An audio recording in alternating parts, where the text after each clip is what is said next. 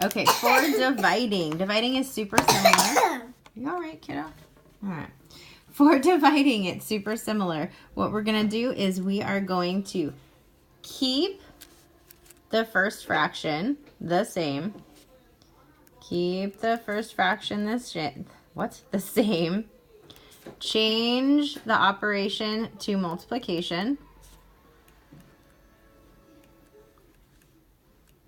I put x, but I'm thinking that's probably going to confuse us, so we'll just write multiplication. And take the reciprocal of the second fraction.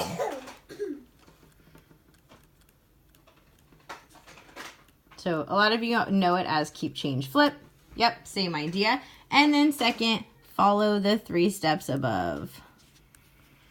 Follow the 3 steps for multiplication. I'm sorry, my kiddo is killing me.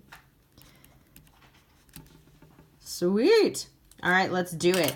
So multiplication, here we go. We're going to do this first, and then we'll do dividing.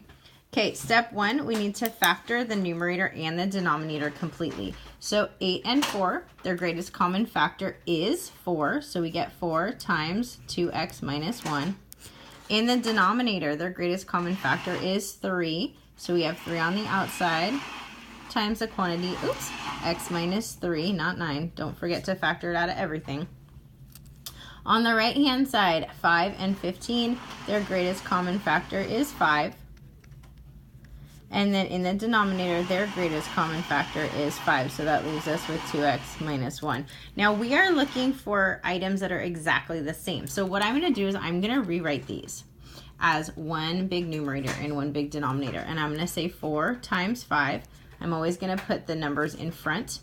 And then I have 2x minus 1 and x minus 3. All over, again, the numbers in front. And I have x minus 3.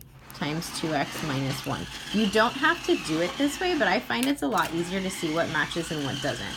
Okay, so 2x minus 1 on top. Oh my gosh, I see one on the bottom. And the x minus 3, so that's working out fantastic. 5s are identical. Great. Anything else? Nope. So we are left with 4 over 3, and that's our final answer. Excellent. Okay, take a look at this one. We've got some quadratics that we'll have to factor. So let's go ahead and deal with the left-hand side.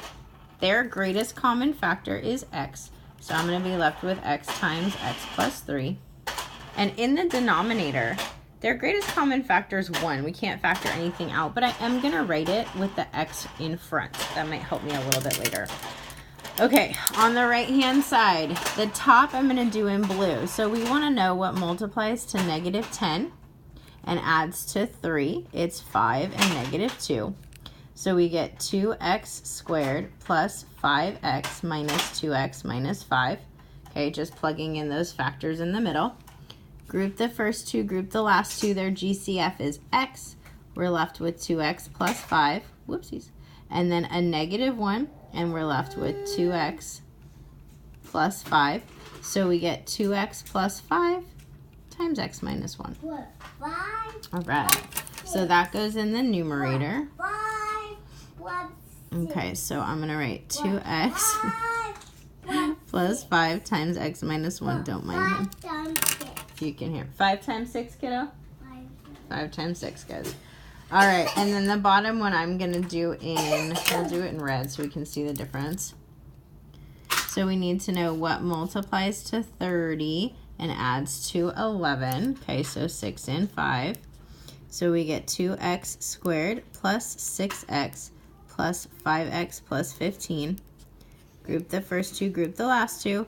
So you get 2x times x plus 3 plus 5 times x plus 3. Almost done, grand finale. So we get x plus 3 times 2x plus 5. All right, sorry about the smearing down here. So then I get x plus 3 times 2x plus 5. All right, kiddo, here you go. Do it yourself. Thank you. I'm going to write it as one big. So I get x times x plus 3 times, good job, 2x plus 5 times x minus 1. Okay, hang on one second, kiddo. And then we have x plus 1 times x plus 3 times 2x plus 5. Remember, you're looking for things that are identical. I know, kiddo.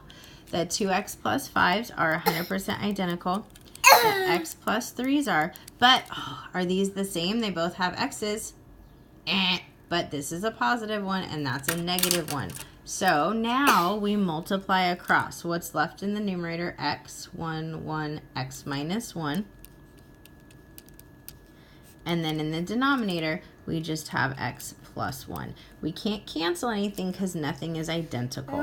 So that's our final answer.